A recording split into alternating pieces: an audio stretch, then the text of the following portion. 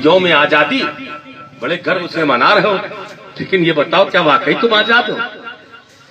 बताओ क्या वाकई आजाद हो? आजादी का कभी एहसास हुआ तुम्हें? आजादी किसे कहते हैं? आज गाड़ी के नाम पे मारे जा रहे हो, टोपी के नाम पे मारे जा रहे होगे, सफर कर रहे होगे, तुम्हारी जिंदगी महफूज नहीं है। किसी शायर ने कहा था घर से निकलो तो पता जेब में रखकर निकलो, हादसा चेहरे की पहचान मिटा देता है। घर से निकलो तो पता जेब में रखकर निकलो, हादसा चेहरे की पहचान मिटा देता है। आज तुम्हारी पहचान, तुम्हारी शनाख्त को मिटाया जा रहा है। अब भी तुम्हारे नहीं समझ में आता। अच्छा, मैं मानता हूं कि हम हुकूमत नहीं बना सकते। मैंने कब कहा कि हम हुकूमत बनाएंगे? मैंने कहा हम अपने 50 जिता सकते हैं, 30 जिता सकते हैं। हम 30 विधायक मेरे भी जीत के जाएंगे। हम कुछ नहीं करेंगे, लेकिन खुदा की कसम अगर मेरे खिलाफ कोई बिल आएगा, कम से कम एहतजाज तो हम कर सकेंगे, हम बोल तो सकेंगे, दुनिया जान तो लेगी कि मुसलमानों के साथ क्या हो रहा है, जान तो सकेगी।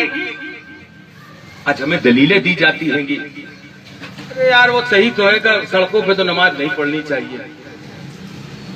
ये कभी और नया कानून आ रहा है, जुमे की नमाज सड़कों पे नहीं पढ़ पाओगे। हाँ किया अखबार में था, हमारा भाई कहता है बात तो सही है यार, अब ये क्या आएगा रास्ते में, कितनी देर के लिए रास्ता रुकता है, कितनी देर के लिए हम पढ़ते हैं और क्यों पढ़ते हैं? अगर मस्जिद में इतनी जगह होगी तो हम क्यों सड़क पे पड़ेंगे? अगर हम मस्जिद बना रहे तो हमें मस्जिद बनाने दी जा रही है, जो मस्जिदें हैं उनको बंद कराया जा रहा है। तुम्हारे खिलाफ साजिश पे साजिश हो रही है, साजिश पे साजिश हो रही है। अच्छा ये बताओ, मैंने मान लिया कि भारतीय जनता पार्टी आरएसएस तुम्हारी दुश्मन है, लेकिन इसको इतना ताकतवर किसने बनाया? आज ये इतनी ताकतवर कैसे हो गई कि पूरे देश में छा गई? 1975 तक 2 सीट से ज्यादा कभी जनसंघ नहीं जीती। एक अटल बिहारी वाजपेयी की सीट जीती थी, एक पंजाब बदोक की। जब बदौत मर गए उसके बाद अडवाणी आ गए, तो एक अटल की एक अडवाणी की 2 सीटें जीती थी 1975 तक। 1975 में इमरजेंसी लगाई इंदिरा गांधी ने, सारे नेता जितने थे कांग्रेस के खिलाफ खड़े हुए और उन्होंने एक महाज तैयार किया जनता पार्टी के नाम से। उस जनता पार्टी में आरएसएस भी घुस गई, जनसंघ भी घुस गई। 75 तक उसको अछूत बना के रखा था, पंगत में उसको कोई नहीं बैठाता था कि इनकी विचारधारा इस मुल्क के लिए खतरनाक है, इनकी विचारधारा इस मुल्क के लिए अच्छी नहीं है, ये मुल्क को तबाह कर देगी। उनको हमने अछूत समझा था, वो कभी भी सक्सेस नहीं हो पाए। लेकिन जब 1975 में जनता पार्टी बनी और 77 में चुनाव हुआ, ये सब एक ही पंगत में खाया।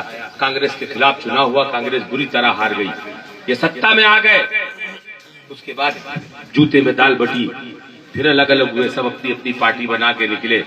1980 में एक नए क्लेवर के साथ जनसंघ जो था भारतीय जनता पार्टी के नाम से निकला। जो जनसंघ था उसका नाम भारतीय जनता पार्टी हो गया।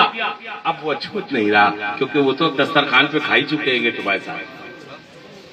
फिर उनको पैसे किसने पंच किया?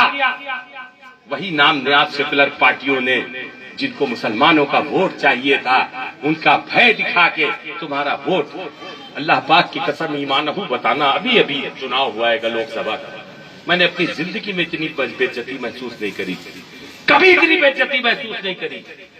कोई तुमसे वोट नहीं मांगने आया और तुम फर्ज समझ के कांग्रेस को वोट दे रहे थे कि नहीं दे रहे थे? कोई तुमसे वोट भी नहीं मांगने आया। तो कह रहा है कि अब मियाँ जाएगा कहाँ? मियाँ तो अभी को वोट देगा। अब जरा देर के लिए अपने जहनों पे, जरा देर के लिए तसव्वुर में सोचो, अगर वो ऐसी कुरान हाथ में लेके तुमसे वोट मांग रहा होता तो तुम नहीं दोगे, तुम नहीं दे रहे होते। क्यों बताओ तो क्यों? और कैसा इम्तिहान लोगे? और कैसा लीडर चाहिए तुम्हें? और कैसा मसीहा चाहिए? क्या आसमान से मुंतजिर होगी? कोई आसमान से नाजिल होगा? नहीं होगा, अब नहीं होगा। क्या फरिश्तों के जरिए मदद होगी? नहीं होगी। इसलिए नहीं होगी कि मेरे आका सल्लल्लाहु अलैहि वसल्लम आखिरी नबी हैंगे। जब तक नबी दुनिया में आते रहे फरिश्तों का जहूर होता रहा, और अब नबी नहीं आते तो जिब्रील भी अब नहीं आएंगे। अब तुम्हें अपनी क़यादत खुद पैदा करनी होगी। तुम्हारे बीच से कोई निकलेगा, तुम्हारा ही कोई लीडर डेवलप होगी। मैं नेता हूं, कोई हैसियत नहीं है। अगर मैं अकेला हूं, 20 लाठी सिपाही मारेगा, बंद कर देगा उठा के। लेकिन अगर तुम मेरा बाजू हो, 100 लोगों की भीड़ मेरे पीछे है, औकात नहीं थानेदार की हालात से टाइट होकर बात भी कर ले, तो कोई जान ला इसके पीछे 100 की भीड़ है, सबसे तुम उसका बाजू बन जाओ, खड़े हो जाओ।